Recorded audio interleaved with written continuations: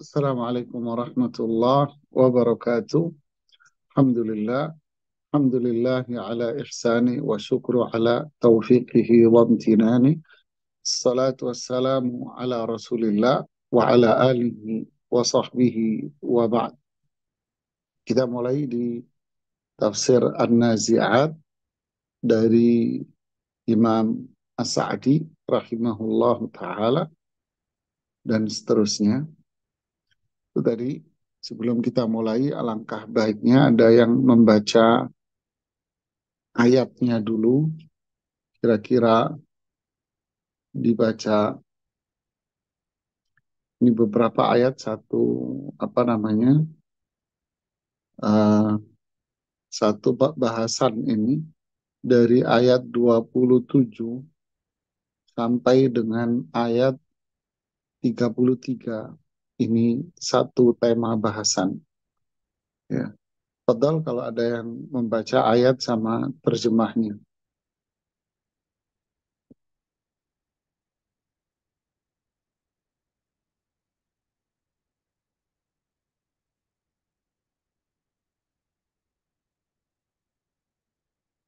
Ya, padahal.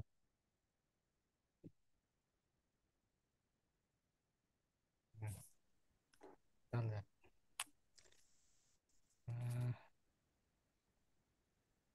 Ya, tunggu bentar. Tanggal apa ini ya di ayat 27 ya? Ya. 27 kan? Oh,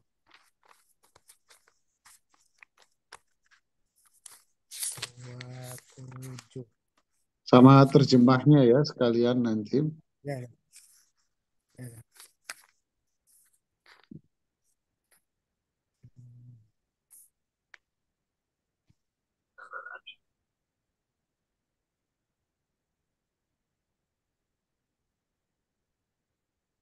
27.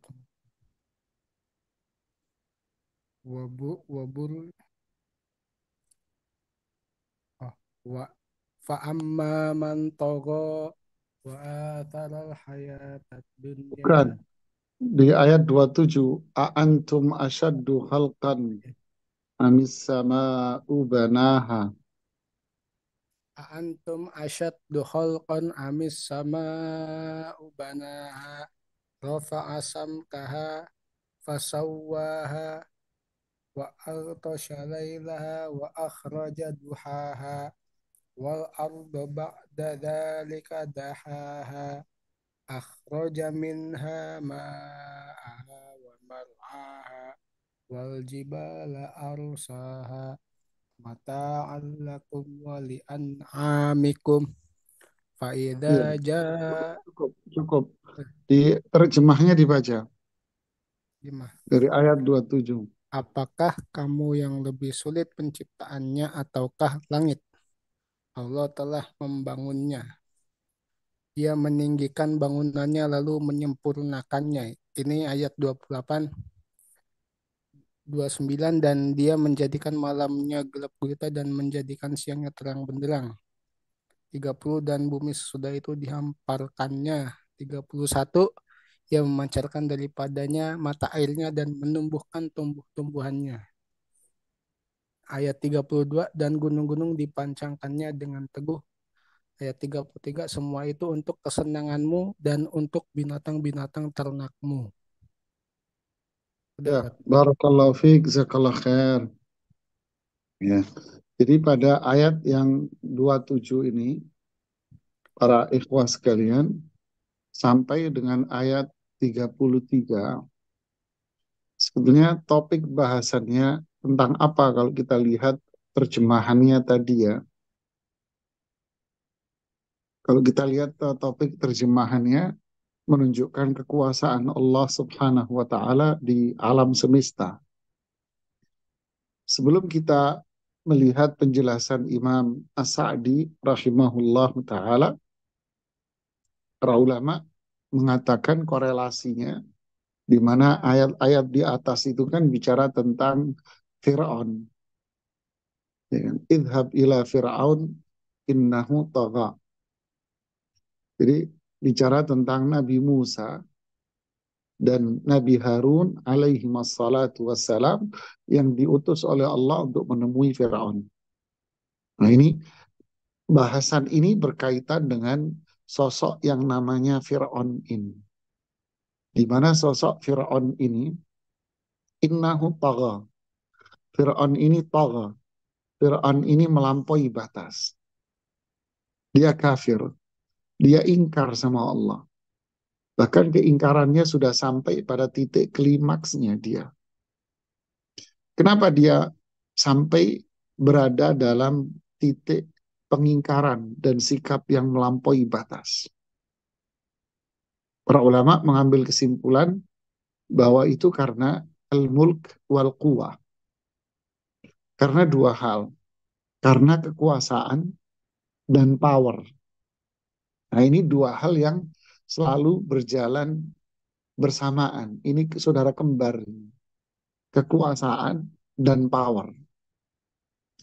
Si Fir'aun merasa memiliki kekuasaan yang penuh di waktu itu. Berarti dia memiliki kekuatan yang powerful gitu ya. Nah, disinilah si Fir'aun ini akhirnya memiliki sifat tughyan, melampaui batas.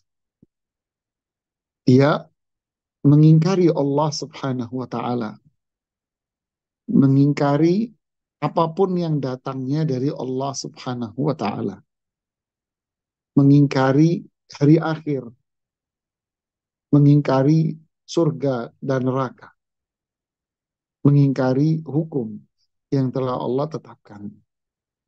Karena dua hal ini yang dia miliki, kekuasaan dan kekuatan.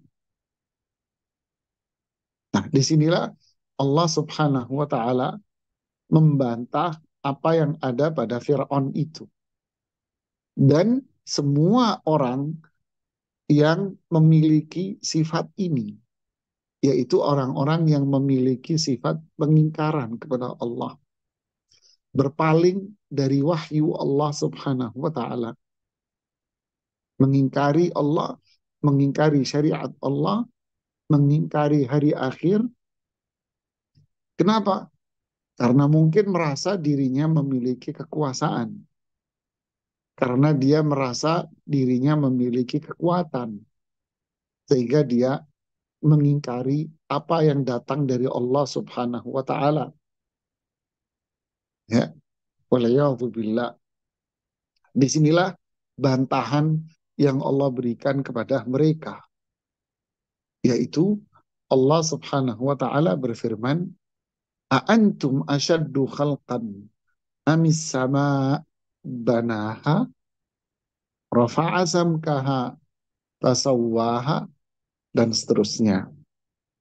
Mana di sini terjemahannya, ya, apakah penciptaan kamu yang lebih hebat ataukah langit yang telah dibangunnya? Di sini Allah Subhanahu wa taala memberikan bantahan kepada mereka-mereka yang merasa berkuasa dan merasa memiliki kekuatan di sini dengan mengatakan bahwa antum, apakah kalian, wahai Imam As-Sa'di mengatakan bahwa ayat ini mubayyinan dalilan wadiha. Ayat ini Allah Subhanahu wa taala menjelaskan di dalamnya. Apa itu dalilan wadiha? Sebagai dalil yang sangat jelas limungkiril ba'ts, bagi mereka yang mengingkari hari kebangkitan. Bagi mereka yang tidak mempercayai mustab'idi i'adatillah lil ajsad, mengingkari bahwa Allah akan mengembalikan tubuh manusia setelah kematiannya. Jadi beliau mengomentari dari sini mereka yang mengingkari hari kebangkitan saja. Para ulama yang lain lebih spesifik lagi bahwa ini adalah kaitannya sama lebih umum, maksud saya. Para ulama lebih umum lagi yang lainnya. Yaitu apa? Ini bicara tentang Fir'aun, sebagaimana yang saya sampaikan tadi. Ini berkaitan dengan mereka yang memiliki sifat ini.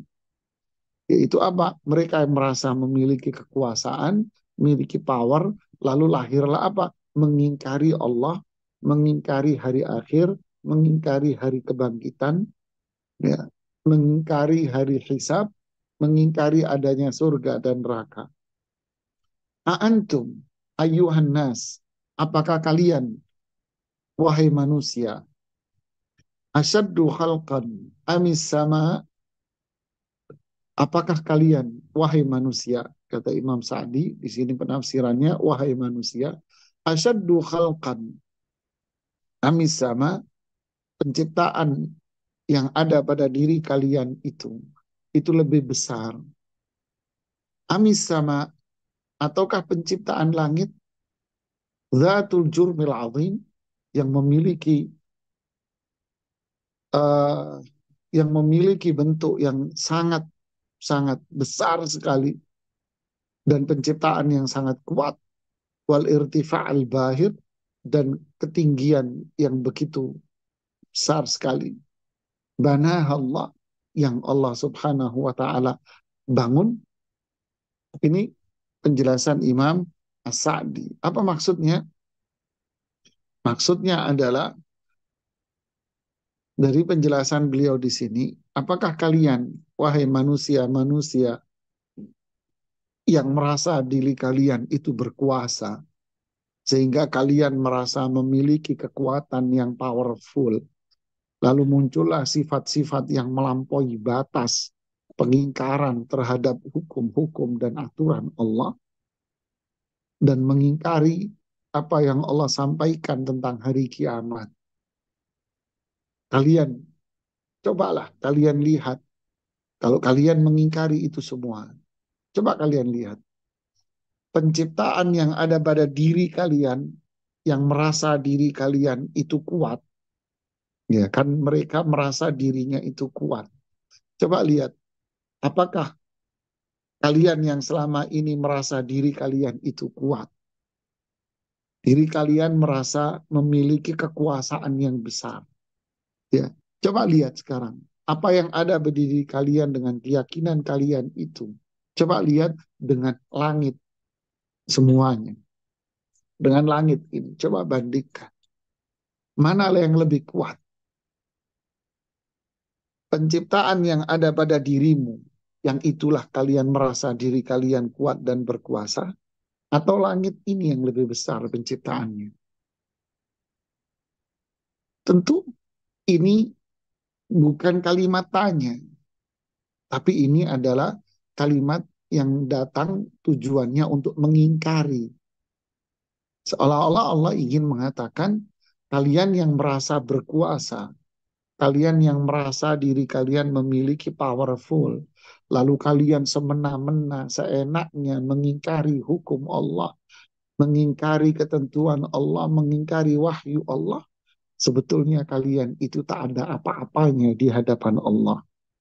Kalian itu kecil, sangat-sangat kecil kalian itu. Ada lain dari ciptaan Allah yang jauh lebih besar dari itu semuanya. Yaitu apa? Langit semuanya ini. Langit ini jauh lebih besar dibanding kalian yang sangat-sangat kecil ini. Seperti pada firman Allah di surat Ghafir ayat 57. La khalqus samawati wal ardi akbaru min khalqin nas. Sungguh penciptaan langit-langit dan bumi jauh lebih besar daripada penciptaan manusia. Subhanallah. Kalau kita naik pesawat, apakah kita bisa melihat rumah kita, rumah saudara kita, rumah-rumah yang ada di kampung kita? Tidak akan bisa melihat. Kota kita aja kita nggak akan bisa melihat. Kota kita nggak akan bisa melihat. Apalagi kita mau melihat manusia yang ada di sana. Yang kita lihat ketika kita berada di atas ketinggian itu apa? Luasnya langit dan luasnya bumi Allah Subhanahu wa Ta'ala.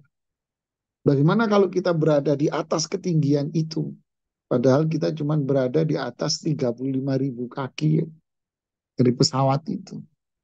Itu pun kita tidak melihat sama sekali dari tubuh kita.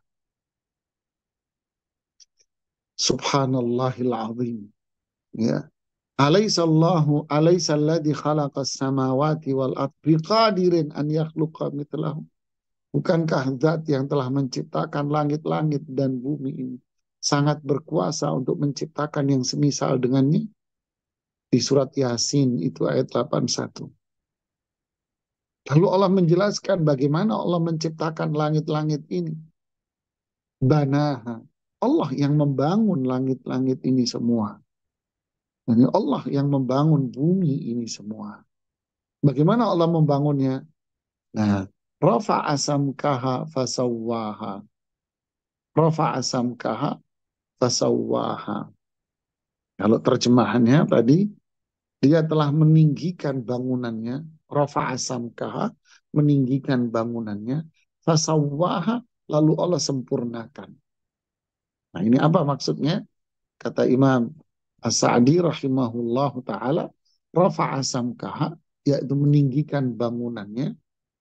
Tadi bangunannya ditinggikan oleh Allah Subhanahu wa taala jauh dari manusia.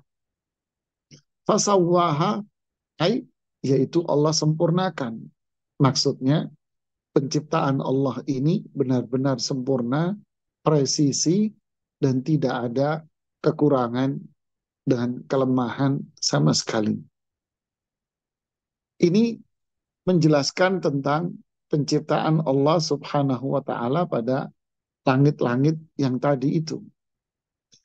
Banaha, yaitu Allah yang membangunnya. Bagaimana Allah jadikan langit ini bangunannya tinggi?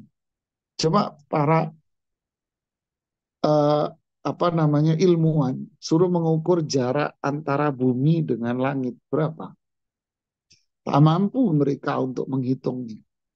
Paling mereka hanya menghitung dengan jarak kecepatan cahaya yang mereka sebut. Dan tidak ada yang menghitungnya seperti paling mereka hanya menghitung antara mana bumi dengan matahari, berapa ketinggiannya, mereka hanya menghitung dengan kecepatan cahaya dan sebagainya. Tidak ada. Apalagi mau menghitung jarak antara kita bumi ini yang kita injak dengan langit. Tidak ada. Itu ketinggiannya. Luasnya, ba'idatul fana, yang sangat-sangat luas sekali, yang tidak akan mampu siapapun ahli ilmu di sini yang mampu untuk menghitungnya. Mustawiyatal arja, yaitu apa? Presisi semuanya, ukurannya, sejajar yang sempurna. Kemudian apa? Wazayyannaha bizinatinil kawakib. Dan Allah hiasi langit ini dengan lampu-lampu dan cahaya-cahayanya. Yaitu apa? Bintang-bintang yang ada di sana. Dan tidak ada siapapun ahli ilmu pengetahuan, ahli ilmu yang mampu menghitung berapa jumlah bintang yang Allah sediakan di sana. Sebagai bentuk cahaya. Cobalah lihat, wahai manusia-manusia yang merasa dirinya berkuasa. Wahai manusia-manusia yang merasa dirinya punya power. Ya, kalau sudah melihat seperti ini, power apa yang kamu miliki? Power apa yang kamu miliki? Ya, kalau boleh saya memberikan satu perumpamaan sederhana gitu jamaah ya. Ini perumpamaan saya. Kita masih kecil dulu, saya masih ingat masih SD dulu ya. Saya masih SD dulu di era tahun berapa itu? 80-an ya, awal-awal 80-an dulu saya ingat. Dulu kalau hari Ahad pagi itu ada film, itu kalau sudah hari Minggu dulu itu kan ngumpul di rumah. Wah, film si Unyil gitu. Selain film si Unyil dulu kita seneng ada nonton film raksasa. Ya mungkin orang-orang yang seusia saya akan tahu itu dulu ada film namanya Raksasa. Seneng kita nonton. Bandingkan gitu ya, ada seekor semut atau dulu film raksasa itu kecil. Si kecil ini belagu gitu istilah orang sini ya, belagu ya, ya Hanno kata orang. Ya, belagu banget gitu, merasa dirinya berkuasa. merasa dirinya punya kekuatan full, hebat, jagoan gitu ya. Ternyata yang dihadepin itu raksasa. Apakah berfungsi kekuatan dan merasa dia berkuasa itu? Tidak. Yang dihadapin siapa? Raksasa. Dia merasa berkuasa. Yang kedua, dia merasa punya kekuatan. Ya sekali injek dengan kakinya, ya kekuasaan yang dia miliki oleh habis. Seperti ucapan semut ketika melihat Nabi Sulaiman berjalan. Semut mengatakan kepada teman-temannya, "Udkhulu masakinakum, la yahtimannakum Sulaimanu wa junuduhu." Kalian semua masuk ke lubang-lubang kalian. Jangan sampai diinjak oleh siapa? Oleh Sulaiman dan tentara-tentaranya. Beginilah ini yang ingin Allah sampaikan. Bahwa manusia-manusia yang tagha, melampaui batas dengan merasa dirinya punya kekuasaan. Sehingga dia merasa punya kekuatan mempermainkan orang. Bahkan mempermainkan hukum Allah subhanahu wa ta'ala. Allah tegur mereka. Kalian ini siapa? Kok menolak hukum Allah? Menolak wahyu. Ingkar kepada Allah subhanahu wa ta'ala. Ingkar kepada hari akhir. Ingkar kepada hari kebangkitan. Zalim sama Allah subhanahu wa ta'ala. Syirik, kufur. Zalim terhadap hukum Allah. Zalim kepada manusia semua. Kalian ini siapa? Siapa kamu? Kalian itu tak ubahnya adalah semut-semut ketika Nabi Sulaiman berjalan di tengah-tengah mereka. Kita ini manusia yang sangat super, sangat 0,0 sekian kecil dibanding dengan penciptaan langit-langit dan bumi ini. Allah. Allah. Ini yang ingin Allah sampaikan kepada kita semuanya, jemaah. Lalu pada ayat berikutnya, pada ayat yang ke-29, wa aghtasha lailaha wa akhraja duhaha. Aghtasha lailaha. Dia menjadikan malam ini gelap gulita. Wa akhraja duhaha. Dan dia, yaitu Allah, menjadikan siang duha ini terang benerang. Ya. Allah yang membuat ini semuanya. Allah yang menciptakan semua ini. Aghtasha lailaha. Kata Imam As-Sa'di, ay adlamahu fa'ammat adh-dhulmatu jami'a arja'il sama. Fa'adlama wajhal ard. Allah yang menjadikan semua ini gelap. Dan Allah yang menjadikan kegelapan itu menyeluruh pada wilayah dan daerah itu. Allah yang menjadikan bumi ini gelap semuanya. Wa akhraja duhaha. Allah yang mengeluarkan duhaha, yaitu azhara fihin nurat azim. Allah yang memunculkan cahaya yang begitu besar, yaitu matahari. Hatta khina ata bisyams, yaitu ketika Allah memunculkan matahari di hadapan manusia semuanya. Famtaddan nasu fi masalihi dinihim wa dunya. Sehingga manusia bertebaran di muka bumi ini. Untuk apa? Untuk memenuhi kebaikan-kebaikan mereka di dunia. Dan kebaikan-kebaikan di akhirat. Artinya Allah subhanahu wa ta'ala di sini mengatakan, setelah Allah menyebutkan bahwa Allah lah yang menciptakan langit yang begitu besar. Jadi yang di alam semesta ini, penciptaan Allah, tanda kekuasaan Allah yang paling besar apa? Langit. Kemudian bumi. Dan seterusnya seperti yang akan disebutkan di sini. Setelah itu apa? Setelah itu Allah ciptakan apa? Setelah itu Allah ciptakan adanya malam dan Allah ciptakan adanya siang. Allah yang menjadikan yulijul laila fin nahar wa yulijul nahara fil lail. Allah yang menciptakan itu. Makanya Allah banyak bersumpah dengan malam dan wal laili idza yaghsha wan nahari idza tajalla. Jadi Allah yang menjadikan ini malam. Allah yang menjadikan ini gelap gulita. Allah yang menjadikan setelah itu muncul cahaya. Dan semuanya. Subhanallahil azim. Lalu Anda siapa? Apakah Anda merasa berkuasa untuk menjadikan dunia ini gelap? Lalu Anda, enggak gelap, saya yang membuat cahaya. Apa itu sinar listrik dan sebagainya. Kalau Allah enggak berkehendak, Allah hancurkan listriknya, mati, gimana? Dan yang membuat listrik ini memunculkan cahaya dari mana? Dari kekuasaan Allah juga, dari alam semesta. Listrik tenaga ini, listrik tenaga surya, listrik tenaga ini, dan sebagainya. Listrik menggunakan bahan batu bara. Allah yang memberikan ini semua Allah. Listrik ini pun muncul. Kenapa? Ya dari alam semuanya. Sadarlah, wahai manusia-manusia yang melampaui batas. Anda siapa? Anda ini bukan siapa-siapa. Jangan melampaui batas lah. Nanti akhirnya pun Allah akan hancurkan seperti layaknya Allah menghancurkan Firaun semuanya. Allahu Akbar. Kemudian selanjutnya pada ayat yang ke-30, Allah kembali menunjukkan kekuasaannya. Wal arda ba'da dzalika dahaha. Wal arda, dan bumi juga setelah itu dahaha, dihamparkan. Lihatlah, setelah menunjukkan kekuasaan di langit, kemudian Allah yang memberikan cahaya, Allah yang menjadikan malam, memunculkan cahaya, sinar, dan sebagainya. Kemudian setelah itu Allah bicara bumi, dan bumi ini Allah yang menghamparkan. Allah memberikan semua bumi dengan berbagai kenikmatannya. Apa itu? Akhraja minha ma'aha wa mar'aha. Allah yang memancarkan air dari bumi. Dan Allah yang menumbuhkan tanaman-tanaman semua dengan berbagai macam bentuknya. Coba Anda lihat, semua daun-daun yang ada di bumi ini beda-beda. Tanaman-tanamannya berbeda-beda. Anda mempelajari, capek Anda nggak akan ketemu.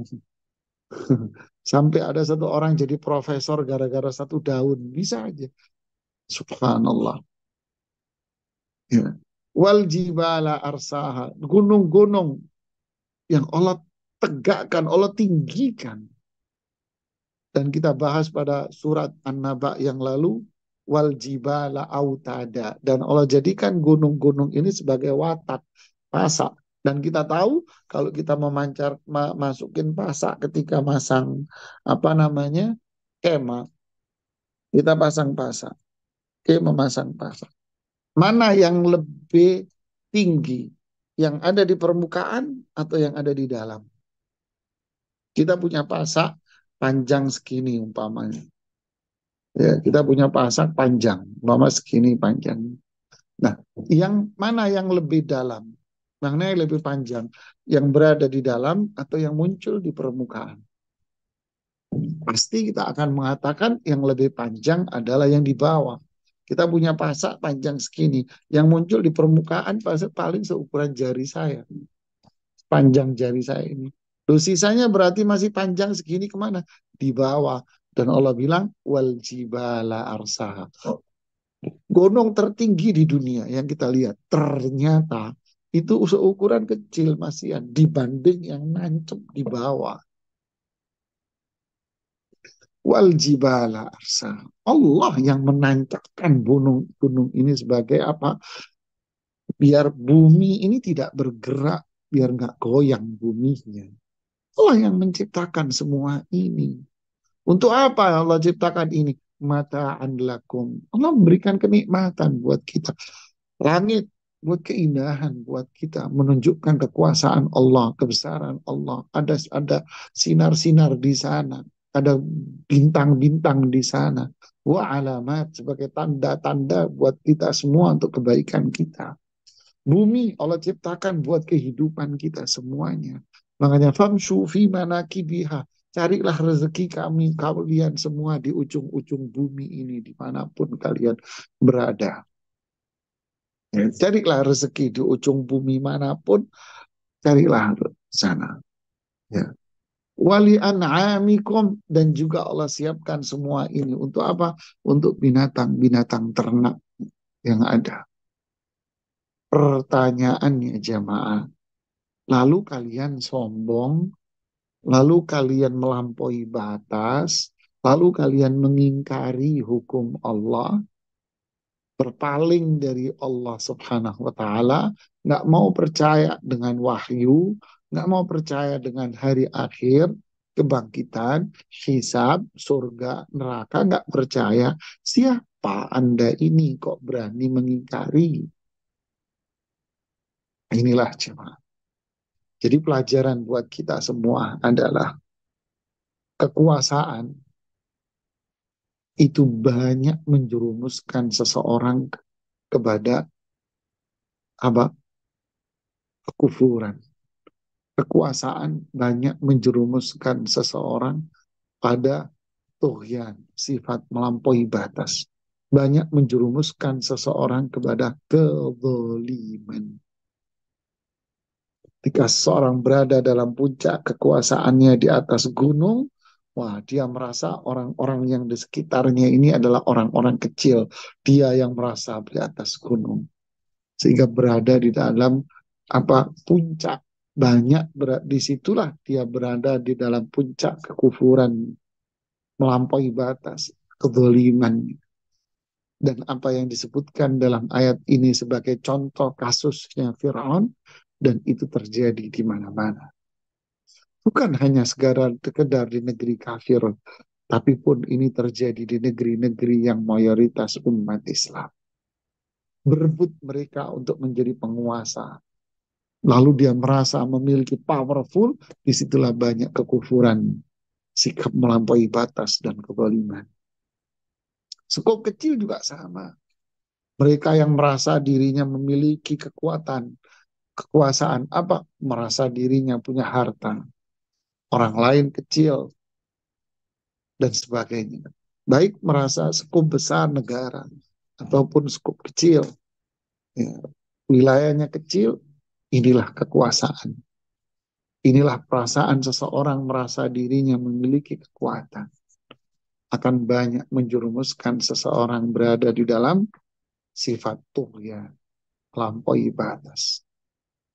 Na'udzubillah, thumma na'udzubillah. Ya, na'udzubillah. Disinilah pentingnya seseorang untuk mengejar iman, mengejar ketaatan dia kepada Allah Subhanahu wa Ta'ala. Karena imanlah yang menjaga kita, yang melindungi kita. Tapi kalau seseorang mengejar kekuasaan dan harta, maka dialah yang akan dikendalikan oleh syaitan. Waliyahzubillah.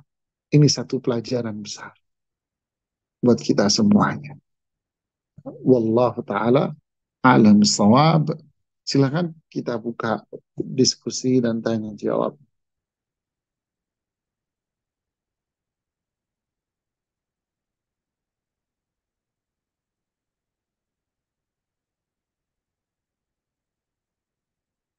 Alhamdulillah kita membahas surat An-Nazi'at sampai dengan ayat ke-32. Selanjutnya kita masuki sesi tanya jawab. Dipersilahkan kepada jamaah bisa langsung raise hand untuk interaktif bertanya kepada Ustadz atau menitipkan via kolom chat untuk dibacakan.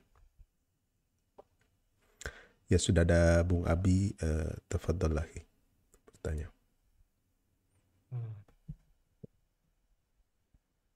Assalamualaikum warahmatullahi wabarakatuh. Waalaikumsalam warahmatullahi wabarakatuh. Bung Abi, sebelumnya tinggal di mana nih? Saya Biar kita tinggal di tahu. Tangerang, Ustadz.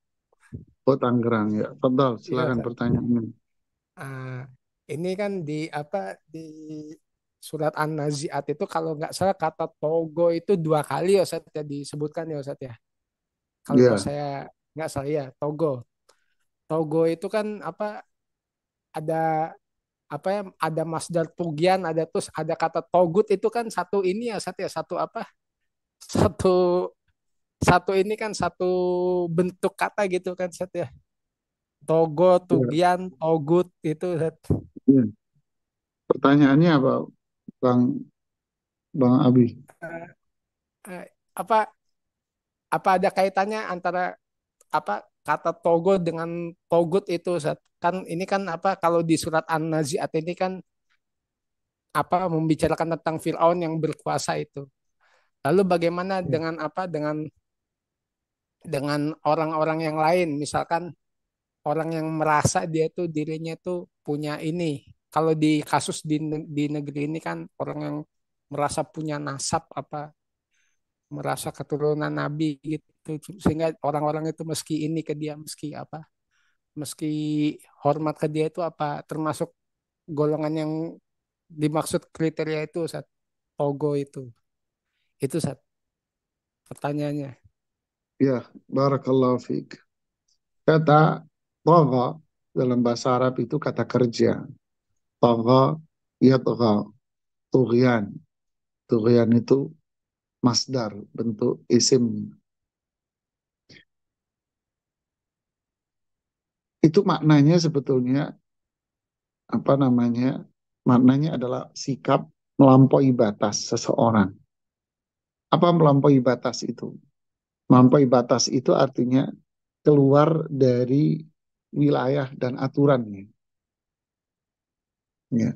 Jadi ketika Allah mengatakan watilka hududullah, hukum-hukum yang telah Allah sampaikan, ini adalah batasan-batasan Allah. Ini batasan Allah subhanahu wa ta'ala. Kalau disebutkan di dalam riwayat Imam Ahmad, Allah mengumpamakan Islam ini dengan apa? Jalan, yaitu sirat mustaqim, jalan. Wa ala janbata sirat suran, jalanan tol, nanti samping kanan kiri ini ada batas. Ada batas. Kalau di dalam hadis yang lain Bukhari diberi umpamakan seperti kotak. Ya. Kalau di dalam hadis yang lain diberikan perumpamaan seperti kebun. Ala wa inna likulli malikin hima. Setiap pemilik itu ada punya batasan kepemilikan.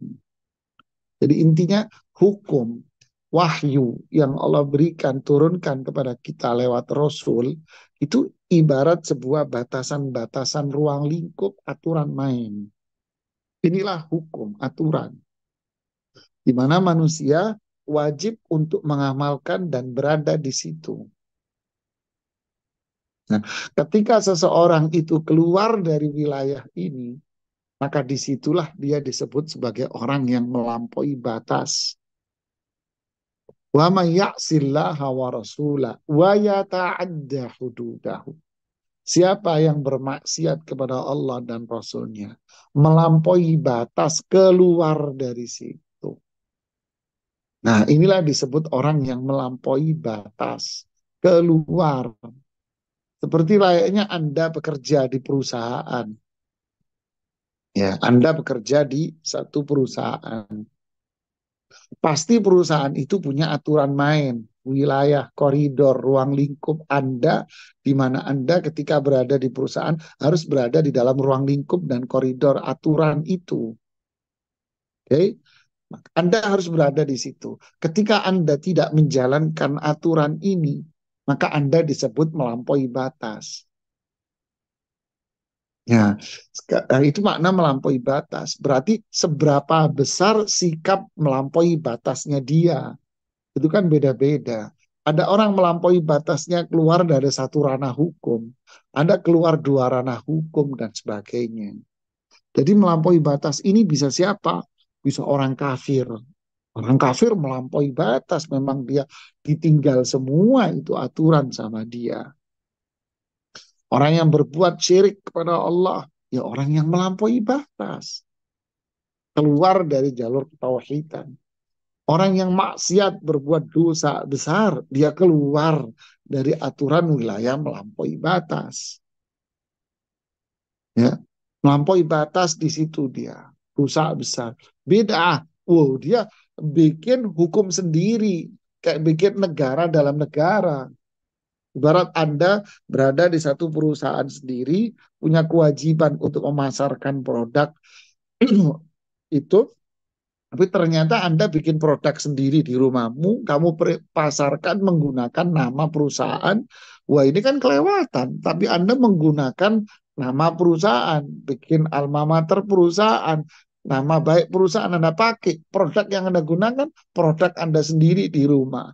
Loh, terus Anda mengklaim bahwa ini punya perusahaan. Waduh, itu kan bid'ah seperti itu. Berarti kan melampaui batas, melampaui batas. Nah, inilah sikap melampaui batas itu. Toh, tohyan. Tohut siapa? Orangnya, siapapun orangnya yang melampaui batas di dalam hukum-hukum Allah ini. Kepatuhan, ketaatan, ya, tauhid kepada Allah, melampaui batas ini dalam semua hal ini. Siapapun dia orangnya. Nah, inilah orang-orang yang melampaui batas ini. Kenapa orang-orang ini melampaui batas? Apa sebabnya? Di antara sebabnya itu kan adalah itu tadi yang jadi bahasan kita, kekuasaan. Dia merasa punya kekuasaan pemerintahan atau kekuasaan wilayah kecil, mulai dari RT, ngerasa punya jadi RT aja, ngerasa ketua DKM masjid aja, ngerasa jadi RW aja, lurah, camat, dan seterusnya naik ke atas. Kekuasaan, perusahaan, merasa jadi direktur aja, merasa jadi manajer aja. Terus merasa di situ punya power dia, punya kekuatan, kekuasaan, kekuatan. Nah, terus apa yang menjadikan seseorang keluar? Hawa nafsu, yang merupakan di situ adalah kendaraannya setan. Nah, di sini manusia akan keluar dari situ. Maka wahyu Allah ditolak, nggak iman dengan hari akhir, muncullah kekufuran, syirik, dosa besar, bid'ah, dan sebagainya. Disinilah jamaah yang disebut dengan iman. Iman itu apa? Pembenaran. Lahirnya di situ kepatuhan, ketaatan, ketundukan terhadap wahyu dan rasul. Nah, inilah pentingnya. Sehingga kita mengalahkan yang namanya kekuasaan, namanya harta, dunia, dan hawa nafsu.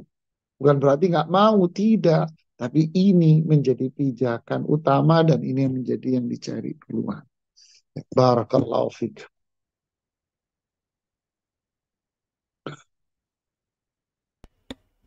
Alhamdulillah, Masya Allah, jazakallahu khairan Ustaz atas penjelasannya. Pertanyaan berikutnya kita selingi dengan yang masuk via kolom chat.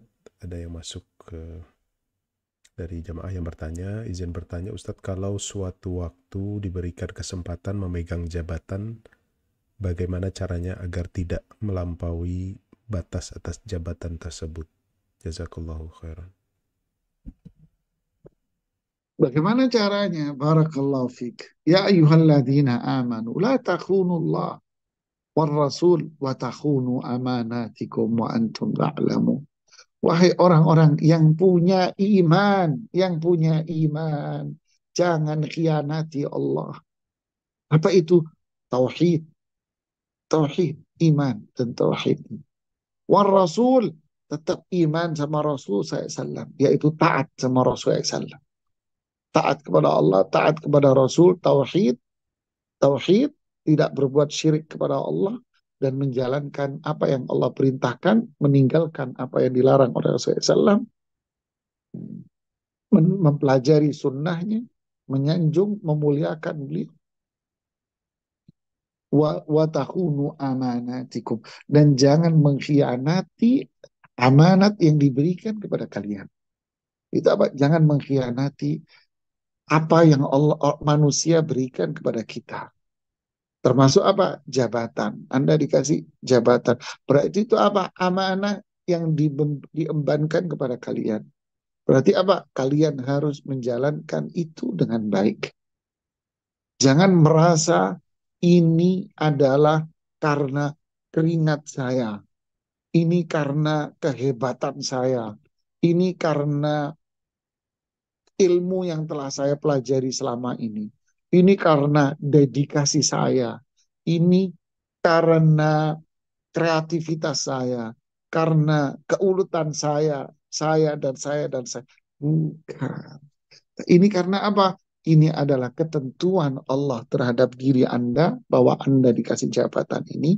Yang kedua, ini adalah orang yang ngasih amanah kepada Anda, maka saya harus menjalankan ini dengan baik. Sudah, itu Allah yang mentakdirkan saya untuk mendapatkan ini. Kemudian yang kedua, manusia yang nitip, maka saya harus menjalankan ini dengan baik. Ya ayyuhalladzina amanu aufu bil uqud. Tepatilah MOU yang Anda sepakati dengan orang lain itu. Ya, jangan merasa, kalau kita sudah merasa diri kalian innama utituhu ala ilmin indi, kata Qarun, ini saya mendapatkan semua ini karena saya dulu kuliah S1, S2, S3, karena saya keuletan, kreativitas, inovasi, kegigihan, bla bla. Oh, ini Fir'aun yang kedua, kesekian kalinya ini. Waliyahudzubillah. Makanya doa yang mulia yang dipanjatkan setiap pagi apa? Ya Hayyu ya Qayyum, birahmatika astaghith, aslih li sya'ni kullah, wala takilni ila nafsi tarfatah. Wahai ya Hayyu ya Qayyum, wahai zat yang maha hidup, wahai zat yang mengerjakan semua dengan sendiri. Birahmatika astaghith, dengan rahmatmu aku meminta perlindungan, pertolongan dari semua kesulitan-kesulitan. Aslih li sya'ni kullah, perbaikilah semua urusanku. Lihat, engkau yang memperbaiki semua urusan saya. Engkau yang menjadikan semua urusan saya ini baik. Wala takilni ila nafsi tarfatain. Jangan kamu serahkan semua urusan ini kepada diri saya. Saya yang ngatur, saya yang menentukan, saya yang tidak. Bukan saya. Saya hanya berusaha sebagai manusia untuk berpikir dan melakukan yang terbaik menurut saya. Tapi engkau yang ngatur, engkau yang menentukan semuanya. Saya berusaha dan berdoa kepada. Inilah manusia yang beriman. Wallahu a'lam. Masya Allah, jazakallahu khairan Ustaz. Masih ada yang bertanya lagi nih Ustaz, raise hand dari Bu Yuniarti. Iya, assalamualaikum warahmatullahi wabarakatuh, Pak Ustadz. Saya izin bertanya, Pak. Waalaikumsalam warahmatullahi wabarakatuh. Silakan Bu Yuniarti di Iya, Bandung. saya mau bertanya, Pak Ustadz. Tadi saya membaca di ayat 29, Allah itu menjadikan gelap gulita dan menjadikannya siang sebagai terang benderang. Itu maksudnya gimana, Pak Ustadz? Memang malam itu kan Allah yang menciptakan semua ini ya, Pak Ustadz. Gelap, terang. Nah, itu maksudnya bagaimana, Pak Ustadz? Ya, artinya walaili idza yaghsha wan nahari idza tajalla, dan demi malam Allah yang menjadikan semua ini, malam ini menyelimuti kegelapan ini. Allah yang menyelimuti. Malam ini terjadi siapa? Allah. Di Indonesia dan sekitarnya, di Asia, ya, malam hari ini. Ya, malam. Dan di negara lain siang, terang beneran. Siapa yang membuat ini malam? Dan kenapa di negeri yang lain, di daratan Amerika, benua Amerika ya, Eropa, siang. Sedangkan kita di sini di Asia malam. Ya, siapa yang bikin? Allah Subhanahu wa taala. Yang di sana juga Allah yang membuat yang terang, yang di sini juga Allah Subhanahu wa taala yang membuat gelap. Allah yang membuat. Sama manusia, satu saudara. Ya, satu saudara, satu ibu atau bapak. Yang satu putih, yang satu hitam. Iya, Pak Ustadz. Kenapa? Allah Subhanahu wa taala yang membuat. Yang membuatnya. Inilah kekuasaan Allah.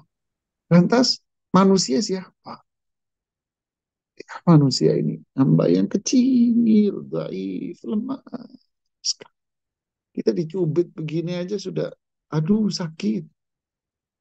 Kita kena pisau sedikit, seharian kita gigit-gigit jeruk, sakitnya, masya Allah. Padahal ya Allah pisau sedikit.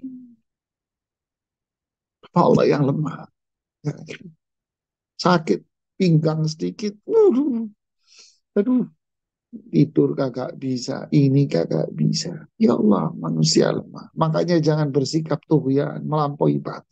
Jangan, jangan. Ya, ya. Manusia mulia bukan dengan kekuasaannya, bukan dengan fisiknya, bukan dengan hartanya, bukan. Manusia ini mulia dengan iman, tauhid, taatan dia kepada Allah. Ya, barakallahu fikum. Jazakallahu khairan Ustaz atas jawabannya.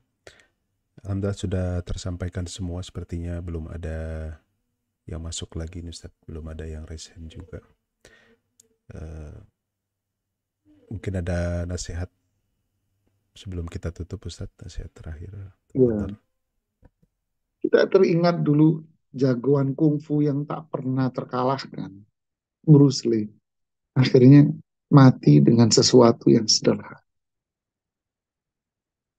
Kita mengenal jagoan petinju dunia yang tak pernah dikalahkan, Muhammad Ali rahimahullah. Akhirnya belum sempat menyelesaikan karirnya, beliau sudah terkena penyakit yang menjadikan beliau tak berdaya. Begitu seterusnya orang-orang yang lain yang merasa dirinya cantik yang luar biasa. Atau sekarang tak ada manusia yang melihat. Allahu Akbar. Seorang dulu pernah ketemu di Jakarta, ngobrol. Saya bilang, apa yang tersisa dari kekuasaan Anda ketika Anda berkuasa di negeri ini dengan partai Anda? Dia bilang, iya Ustaz, dulu yang namanya uang itu berkarung-karung Ustaz. Ustaz tahu? Dia bilang, karung kresek yang buat buang sampah, yang warna hitam itu Ustaz. Yang buat sampah warnanya hitam, ya, itu isinya duit. Dan itu berkarung-karung seperti itu banyak Ustaz. Oke, mana sekarang? Mana sekarang? Jawaban dia sederhana. Iya Ustaz. Dikasih jin, dimakan setan. Manusia. Ada waktunya tupai yang pandai melompat ke sana kemari, itu sudah tak bisa lompat lagi. Sebagaimana Jet Li ada waktunya untuk duduk di kursi saja. Ada waktunya pemain bulu tangkis yang hebat untuk menggantungkan raketnya.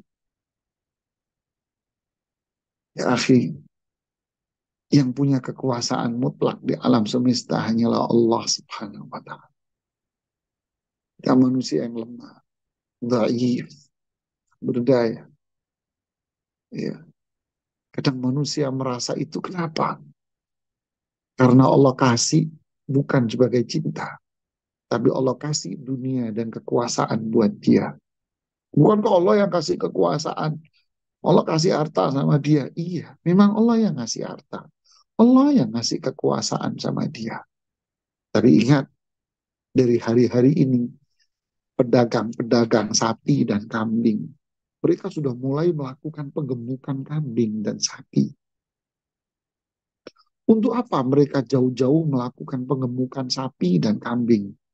Bahkan di Australia, di Swiss, di Belanda, di Jepang, sapinya diatur sedemikian rupa, ditaruh di kandang khusus, kemudian ada yang sampai sapi dipijitin, dan sebagainya agar lahir. Untuk apa mereka melakukan itu semua? Untuk apa melakukan pengemukan dan melakukan seperti ini? Tujuannya satu, mereka melakukan seperti itu bukan karena cinta sama sapi, tapi karena ingin disembelih sapinya besok. Besok tak sembelih kamu. Dikasih AC, dipijitin setiap hari. Kenapa? Mau saya sembelih kamu, nih duitnya gede. Bukan saya sayang sama kamu. Saya mau sembelih kamu. Begitulah. Allah memberikan kekuasaan, harta kepada orang-orang yang melampaui batas ini. Bukan tanda cinta. Tapi apa? untuk disembelih di hari esok sama Allah. Ingat, iblis berdoa pun dikabulkan. Korun berdoa dikabulkan. Ya, ingat. Apakah itu tanda bahwa Allah cinta? Tidak. Ini adalah penggemukan untuk disembelih. Ya, hati-hati, kata Ibnu Qayyim. Tidak semua harta yang Allah berikan kepada kita itu tanda kalau Allah cinta. Jangan-jangan ini penggemukan untuk disembelih kita nanti diadab. Ukuran bukan itu. Ukurannya adalah iman, taatan, amal saleh. Ya. Semua itu akan menjadi mulia. Kalau Allah kasih harta, maka harta itu akan menjadi mulia buat dia karena dia punya iman. Berlian itu akan menjadi indah dan mulia. Kapan? Di tangan orang yang paham. Tapi kalau nggak ngerti, dia di tangan, dia dikira cuma batu biasa. Di tangan batu biasa. Jam Rolex, bagi mereka yang nggak paham, aduh nak, ini kisah nyata. Nah, saya nggak punya uang nih, beli deh, terserah Anda mau bayar berapa. Dijual 25.000. Ini kisah nyata. Berapa tahun yang lalu saya masih di pesantren Al-Irsyad dan cerita sama saya. Beli jenak 25.000. Dilihat Rolex. Yaudah ibu, ini ibu, dipegang sama dia, dibolak-balik, bolak-balik. Ini kayaknya barang ini asli. Diantar pulang.